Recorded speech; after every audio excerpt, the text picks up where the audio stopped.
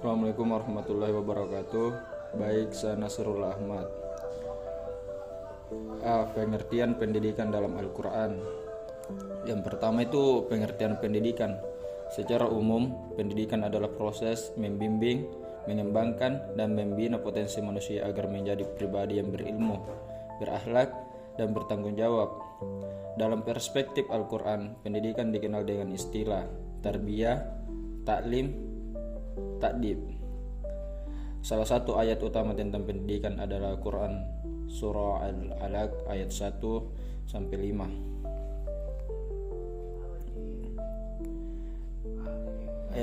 Ayat tentang pendidikan Al-Alaq 1 sampai 5 yang artinya bacalah dengan menyebut nama Tuhanmu yang menciptakan. Dia telah menciptakan manusia dari segumpal darah. Bacalah, dan Tuhanmu lah yang maha mulia, yang mengajar manusia dengan perantara pena. Dia mengajarkan manusia apa yang tidak diketahuinya. Dan yang ketiga itu asbabun nusul. Ayat ini turun pertama kali kepada Nabi Muhammad di Gua Hira melalui malaikat Jibril. Konteksnya, Rasulullah sedang bertakafur lalu diperintahkan untuk membaca meskipun beliau tidak bisa membaca dan menulis.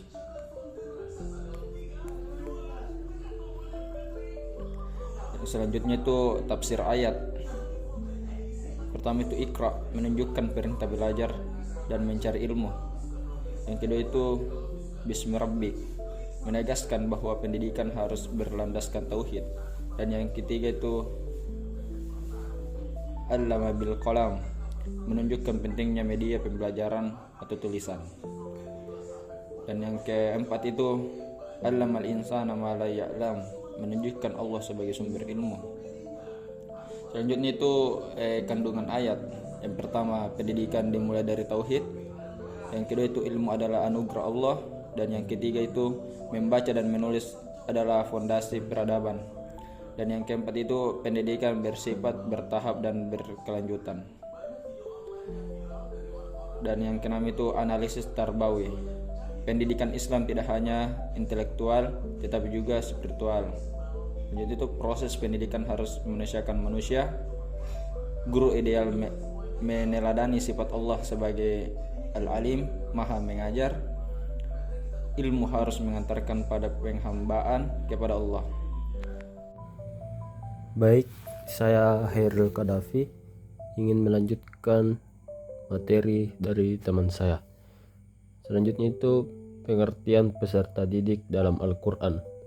Peserta didik adalah manusia yang sedang berada dalam proses belajar untuk mengembangkan potensi fitrahnya, baik jasmani, akal, maupun rohani. Dalam Al-Quran, peserta didik disebut dengan istilah Al-Insan, manusia sebagai makhluk berpotensi. Terus Al-Bashar, manusia sebagai makhluk biologis.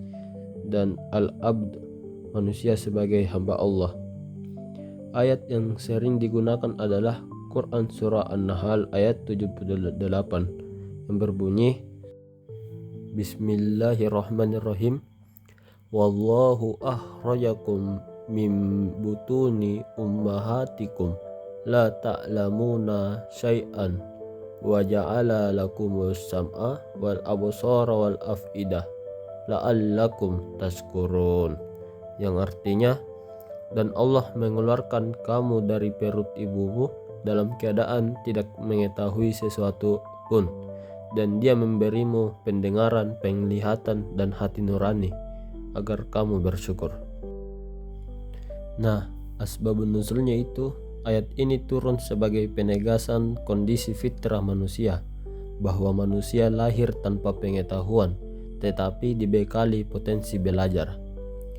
Tafsir ayat la ta'lamuna syai'an, yaitu manusia lahir tanpa ilmu. Terus as-sam, al-absar, dan al-af'idah, yaitu alat-alat belajar atau indra dan akal. Dan la'allakum tashkurun, tujuan pendidikan adalah kesadaran dan syukur. Nah, kandungannya itu yang pertama, peserta didik itu bersifat fitrah. Yang kedua, setiap manusia memiliki potensi belajar. Yang ketiga, pendidikan memanfaatkan indera dan akal. Dan yang keempat, ilmu harus melahirkan rasa syukur. Nah, analisis tarbawinya, yang pertama, peserta didik bukan gelas kosong tetapi memiliki potensi. Yang kedua, pendidikan harus bertahap dan sesuai perkembangan. Yang ketiga, guru berperan sebagai fasilitator.